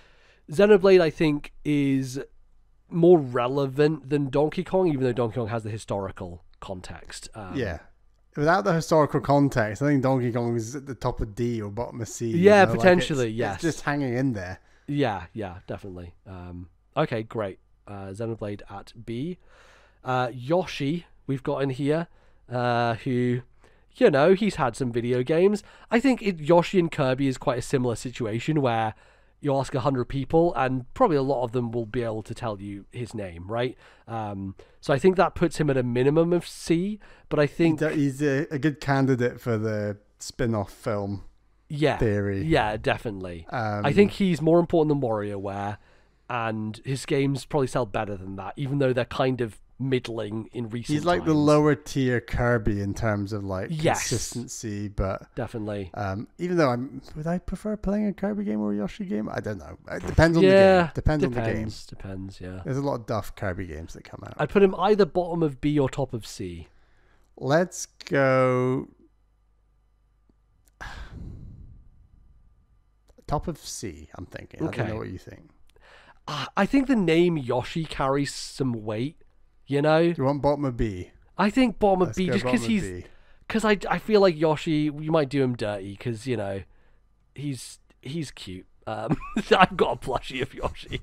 I do fucking hate that man though, because Bali uses him to kill me all the time. But that is besides the point. The Legend of Zelda. The Legend of Zelda. Zelda. It's S tier. Is it S tier? It's a good question. Breath of the Wild and Tears of the Kingdom have made Zelda unquestionably S tier.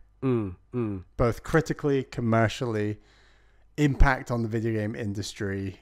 Yeah. I think before those two games, you could maybe have a bit of a debate, but I think with those two games, I don't think there's much of a debate. I don't know where on S tier I think it's probably bottom of S tier. I think probably bottom as well. Yeah. Yeah. I think there is I don't know, if we're talking about like influence, like, thing is, there's not many games like Zelda that exist, so it has had like a lot of influence. I guess if we're talking about stuff like the 3D action games, right, like it invented lock-on, Z targeting, all that sort of stuff. It's pretty damn important. Yeah, but I think like that kind of open world game is catching on. Like, look at Elden Ring and stuff like that. There's going to be more like it. I think Zelda has a part to play in that. Like, it's important in that sense as well. I think we probably put it above Animal Crossing, even though it isn't like there's a prestige to Zelda. Yes. And I think also there's the TV show or the movie announced, the live action movie announced for it. Does it go above Smash? I don't think it goes above Smash. I think it's true. I think the top 3 are locks. Yes, definitely. I think I might even go like Zelda, then Animal Crossing, then Smash Brothers. I don't know if you feel about that. I don't know. I think, so, like I said, the industry impact of Smash, I think, is so large that I think it deserves to be there. But I think the historical impact of Zelda is probably bigger than Smash Brothers. I don't know. We can leave as it is. When we look back in 30 years, I agree that Zelda is going to make bigger waves than Smash Brothers Ultimate. By a long way, I think. All right, let's move People Zelda are going to up. be looking back at like Ultra Hand, being like, "What the hell?" Was that? Like, yeah, pretty wild. All right, and then the final series, Bally, the best one. It's Wario. What are we going to do about Wario? That's another D rank that Nintendo just don't go back to. I think, right? Like, yes and no. I think Wario has the Earthbound effect in that it has inspired a game that's probably sold. Blast and but I think Pizza Tower is very interesting because I think Pizza Tower has probably sold more copies on its own than the entire Wario Land franchise. It's kind of a Metroid in a way. I think that Wario Land is an interesting one. I think we love it. I think it's commercially quite... sorry. I keep doing this. I switch commercial and critical for some fucking reason. They mean different things. They do, yes. It's critically quite successful, but it doesn't really sell very well. I could see it squeaking at the bottom of C, just because of... We've not had one since the Wii. Well, I know, but this is my influence point. Like, Earthbound is there because of Undertale. I think Wario Land should be there because of Pizza Tower and Anton Blast, and a lot of, like, modern kind of indies that are starting to take influence from it, basically. You know the Steam scene better than me, but, like, yes. My impression was... Undertale's a bigger deal than Pizza Tower. Oh yeah. By like a huge, like, gargantuan amount. Undertale is keeping Earthbound at C. Yes. And I don't know. Wario 2D Wario feels D to me, but if you want it at the bottom of the C, we could do that.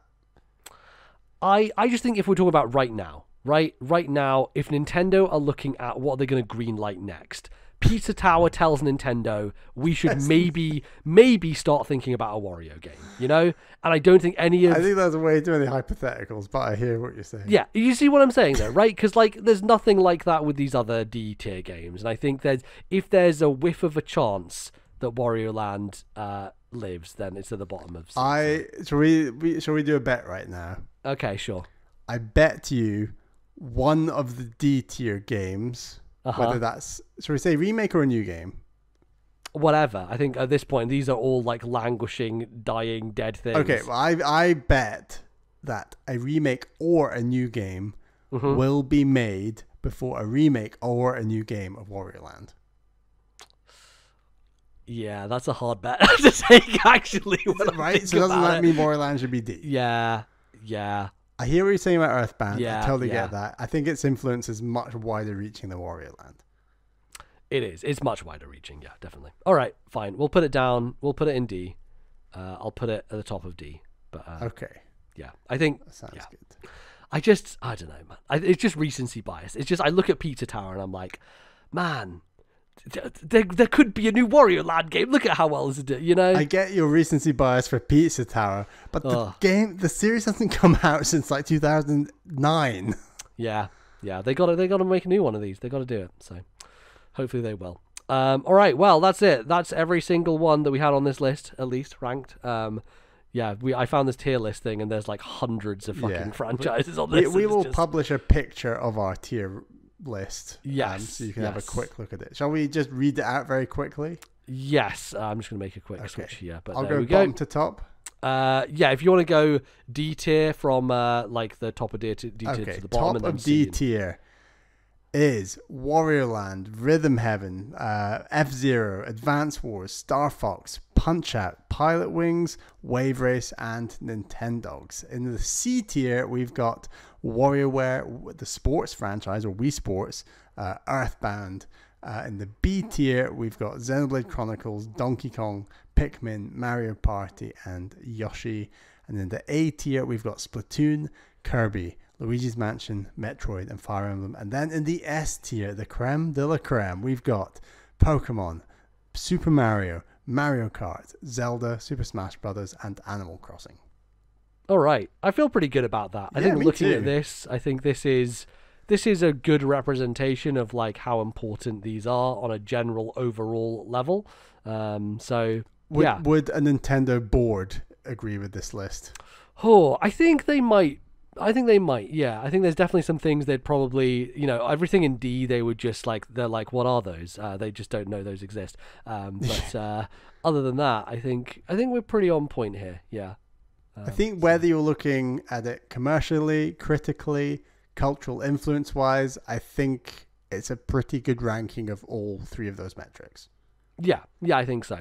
And yeah, definitely some higher for other reasons than others, right? Like Metroid in A, I think could look a little weird to some people, but just genre influence is just so staggering with that thing that I think it has to be that high. Well, also it's had recent huge hits like Dread. It's true. And, yes. Yeah. I think without Dread, it might be struggling for A, but with Dread, I think it makes A easy peasy, I think. Yeah, and there's a game that they've been making for 7 years that people are waiting for as well. So, yes. That's... it's important right now, for sure. It is, yeah. So, well, there you go. Thank you, everybody, for listening. We're going to close things out. Before we go, we'll plug some stuff. You can find us on the internet all over the place. You can support us on Patreon by going to patreon.com/ThisNintendoLife, where you can get bonus episodes, my Japan travel log, a bunch of other things.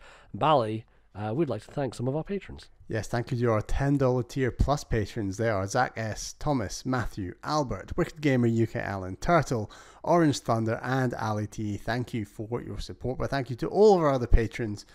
We really, really, really appreciate all the support that you give this show. It keeps the show on the road. Absolutely. You can find us in various social media platforms. I'm at LordNBZ. Bally, where can they find you? I'm on Twitter at Ballyman91. That's BALLYMAN91. Great. You can find the show at TNL Podcast. You can find the show in various places as well. We're on YouTube. You can join our Discord server. There's a link there in the description, but also through our Twitter, so you can find it there. You can find the show in various podcasting platform places. Spotify, Stitcher, all the usuals. Just search for This Nintendo Life. Will be right there for you to download every couple of weeks. So do that. And if you'd like to write an email to the show that maybe will spin out into its own segment like we did today, where can they send those emails to, Bally? Please email thisnintendolife@gmail.com. That's thisnintendolife@gmail.com. But obviously there's also the channel in our Discord server. The channel is called Emails. Lovely stuff. Go ahead, send some stuff in. And I think that is going to do us. Really looking forward to that Nintendo Direct tomorrow. It's going to be great. It's going to be just everything we ever hoped for. Right. Need top two predictions, NBZ. Okay. When people are listening to this episode, it probably will have already passed. So this is Will You Look Clever or Not? Go. All right. Okay. It's they're going to do a Splatoon crossover with Akira, the anime. And it's gonna be an action rhythm game. That's my bold prediction. How about you, Bally? I'm gonna go 2 stealth releases for 2 indie games that are very hyped. They are Hollow Knight Silk Song, and they are the Plucky Squire. Will both be stealth dropped at the Nintendo Direct. I feel like Hollow Knight is happening. I think it's happening. Question is, where? I don't think they're going to shadow drop it. I think it's too risky for them to do that. I think it's going to get a release date, and the release date's going to be relatively soon. Okay. But yeah, we'll see. I think because Plucky Squire didn't appear in the Devolver Direct, it's like, maybe they did a deal with Nintendo. That's a good. Equally, would that game run well on the Switch? I imagine it probably could. So maybe. Yeah, we'll see. We'll see. Yeah. All right, well, fingers crossed for that. We'll see if it happens, and if it does and it's big and interesting, we might see if we can jump on and talk about it. If not, we'll talk about it next time. But until then, thank you everyone so much for listening. We'll be back soon. Bye bye.